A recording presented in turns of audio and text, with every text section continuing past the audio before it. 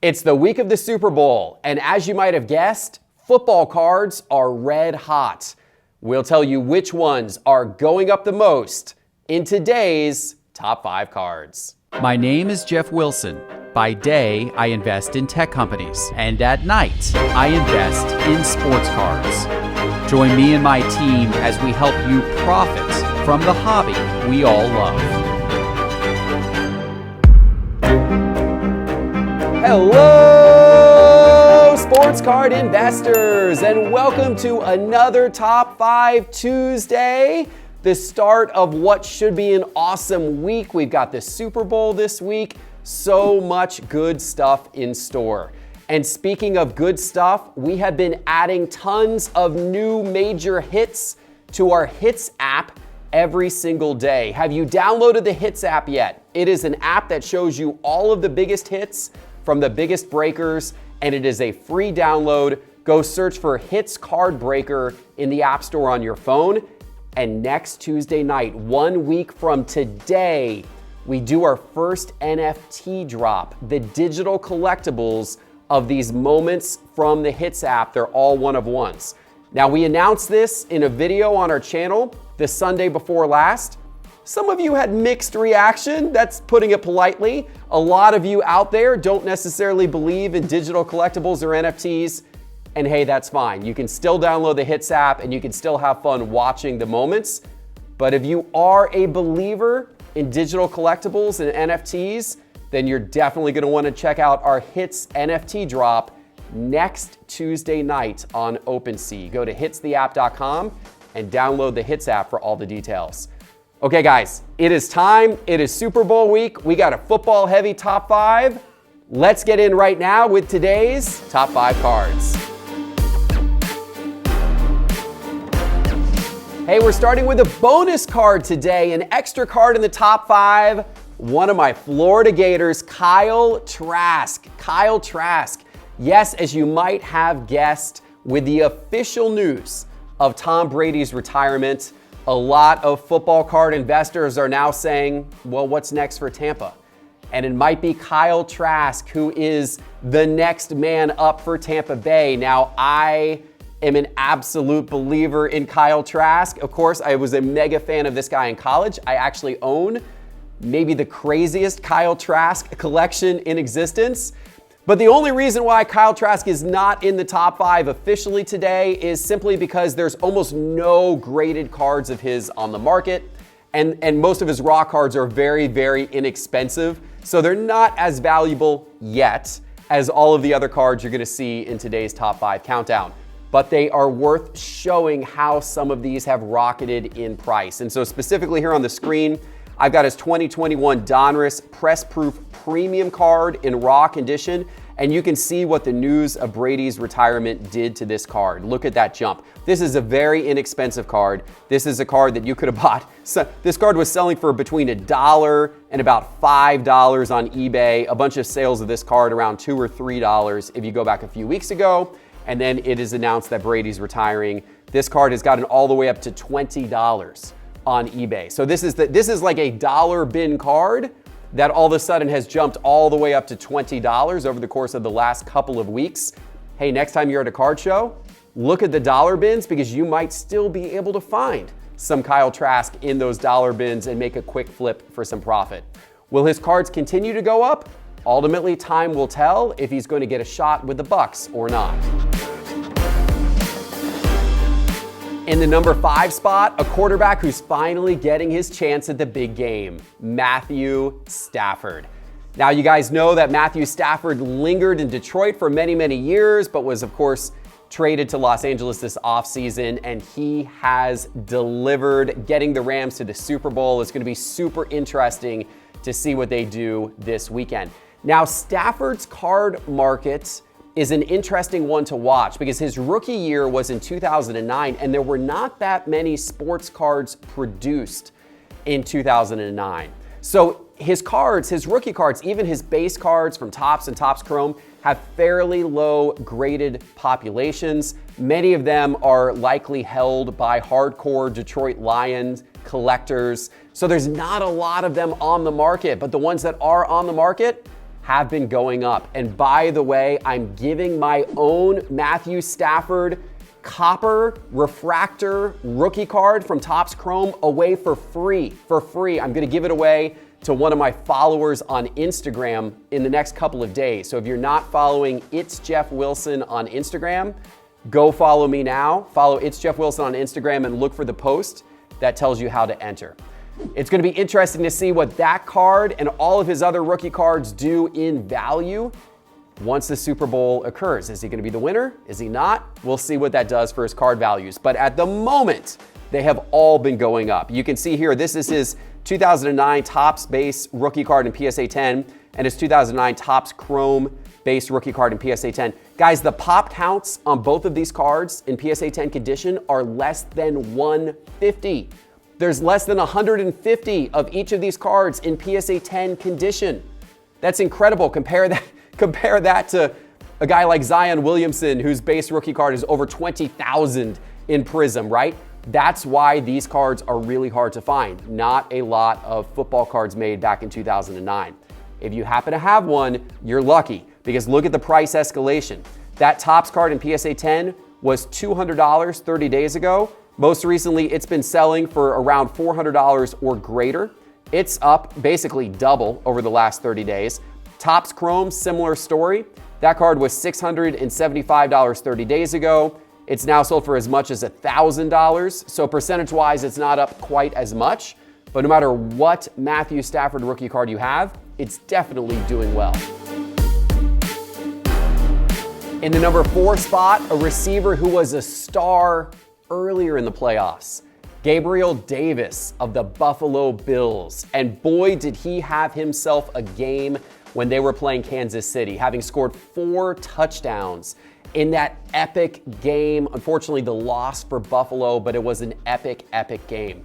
Now, before that game, there was almost no market for Davis's cards. His raw market was really low, dollar bin type cards. There's very few graded cards of his either. But this is an example of how in-game performance can instantly have an impact on a player's market, because you can see, you're going to see in a second, how his cards shot up, the ones that were on the market as that game was going on and in the days after the game. Now the question is, will his cards be able to sustain that? Probably comes down to how good of a weapon he is for Buffalo in the future. But you can see here what the last month has looked like for Davis's 2020 Mosaic base card in PSA 10 condition. You can see this card was selling for about $15 30 days ago. Not much of a market on this card, selling for less than what the grading fees would have been to even get this graded. But it shot all the way up to $70 after that game with the Kansas City Chiefs. Now, since then, it has fallen off some, because of course he is kind of fading from memory a little bit as he is no longer advancing in the playoffs. Most recent sales of this card have been around $31 to $36, but that is still double what it was selling for just a few weeks ago. In the number 3 spot today, another player who is no longer playing but had an epic performance in the playoffs, Deebo Samuel of the San Francisco 49ers. Now, you guys know that Samuel is an all-around weapon for the 49ers. He's great running the ball. He's great catching the ball. He can do pretty much anything on the field that the 49ers want him to do.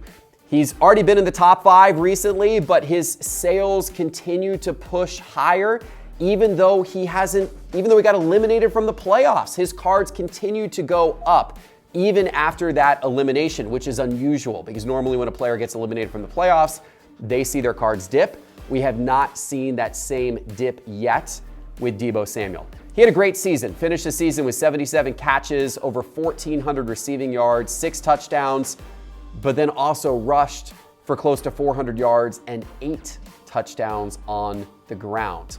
Be interesting to see what happens with him and the 49ers next season. They might have a new quarterback in Trey Lance. Are they able to establish the same connection? Only time will tell. But what we know now is his cards, they have been hot. And on the screen is his 2019 Prism base card in PSA 10 condition. Look at this thing over the last 30 days, ladies and gentlemen.